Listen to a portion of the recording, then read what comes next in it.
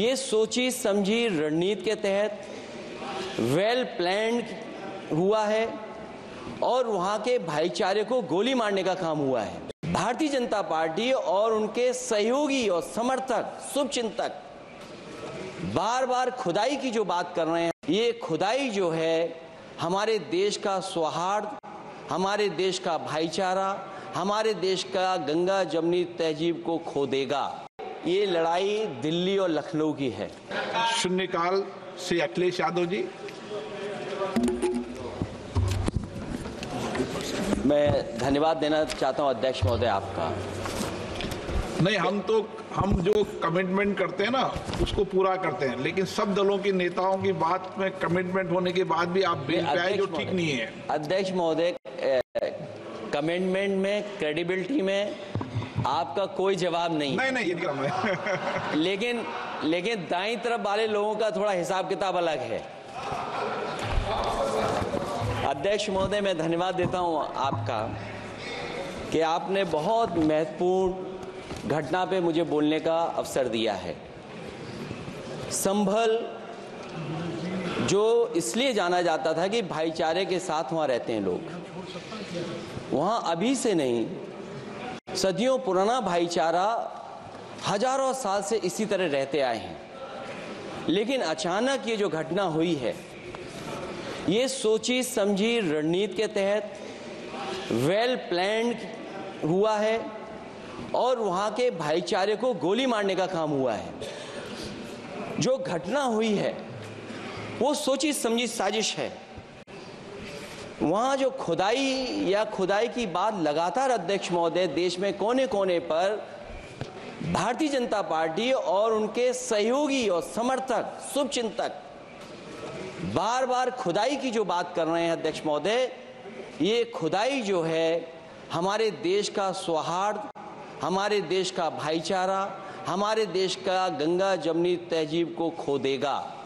मैं आपका धन्यवाद इसलिए भी देता हूं कि इस महत्वपूर्ण जो साजिश हुई, और वो साजिश सोची समझी इसलिए मैं बोल रहा हूं। उत्तर प्रदेश का चुनाव था, पहले 13 तारीख को चुनाव होना था और 13 तारीख के चुनाव को उन्होंने बढ़ा करके 20 तारीख कर दिया।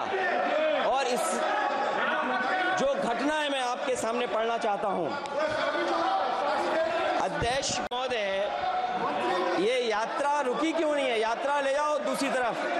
अध्यक्ष महोदय, संभल की शाही जामा मस्जिद के खिलाफ 19/11/2024 को सिविल जज सीनियर डिवीजन छंदौसी संभल में एक याचिका डाली गई। कोर्ट ने दूसरे पक्ष को, अध्यक्ष महोदय सुनिए, ये सुनना चाहिए, हम यूं ही नहीं कहते थे। आप तो संक्षिप्त में बोले।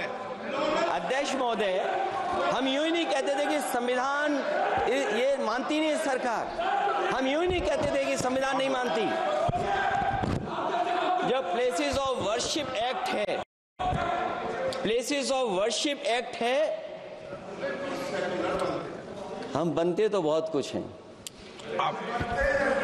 संभल के शाही जामा मस्जिद के खिलाफ 19/11/2024 को सिविल जज सीनियर डिवीजन चंदौसी संभल में एक याचिका डाली गई। कोर्ट ने दूसरे पक्ष को सुने बगैर उसी दिन 19/11/2024 को सर्वे के आदेश दे दिए। ताज्जुब की बात है, संभल के जिलाधिकारी संभल और पुलिस अधीक्षक संभल आदेश को पढ़े बगैर 2 घंटे के बाद सर्वे के लिए पुलिस बल के साथ शाही जामा मस्जिद पहुंच गए। जामा मस्जिद की कमेटी, जनप्रतिनिधि, उलेमा इकराम, सभी अधिवक्ताओं ने सहयोग दिया। जिलाधिकारी संभल और पुलिस अधीक्षक संभल ने 2.5 घंटे सर्वे के बाद कहा, आप सब सर्वे पूरा हो चुका है और अब रिपोर्ट कोर्ट को भेज दी जाएगी। लेकिन दिनांक 22/11/2024 फ्राइडे को जुमे की नमाज के लिए लोग नमाज अदा करने के लिए जामा मस्जिद पहुंचे, लेकिन पुलिस प्रशासन ने बैरिकेड लगा दिया ताकि लोग नमाज न पढ़ सकें। उसके बाद भी लोगों ने संयम बरतते हुए नमाज अदा की और किसी प्रकार का विरोध प्रदर्शन नहीं किया। 29/11/2024 को कोर्ट की अगली तारीख तय थी। शाही जामा मस्जिद की कमेटी और मुस्लिम समाज के सभी लोग कोर्ट में केस की पैरवी के लिए तैयारी कर रहे थे। परंतु दिनांक 23/11/2024 की रात पुलिस प्रशासन द्वारा कहा गया 24/11/2024 यानी अगले दिन सुबह को दोबारा सर्वे किया जाएगा। शाही जामा मस्जिद कमेटी और अधिवक्ता ने कहा कि इस सर्वे तो मुकम्मल हो चुका है, अब दूसरे सर्वे की क्या आवश्यकता है।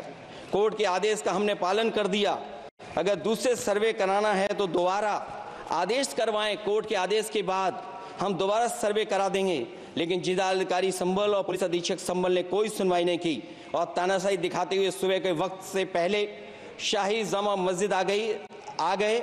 शाही जामा मस्जिद कमेटी और मुस्लिम समाज के लोगों ने फिर भी धैर्य रखा और दोबारा सर्वे के लिए अंदर ले गए। सर्वे के दौरान करीब 1.5 घंटा बाद जब जनता को सूचना मिली तो वो इकट्ठा होना शुरू हो गए।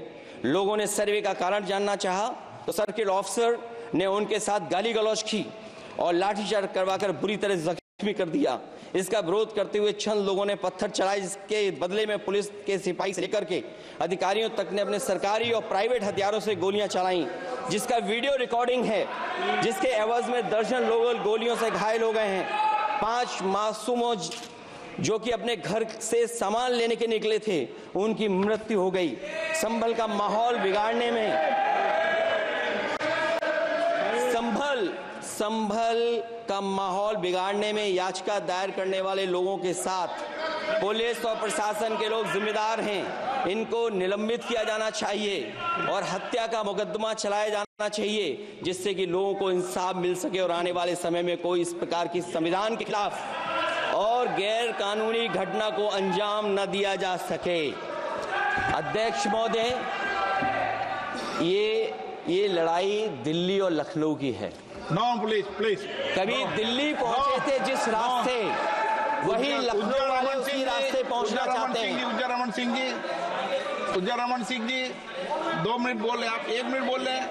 हो गया विषय आपका अखिलेश जी, विषय हो गया आपका।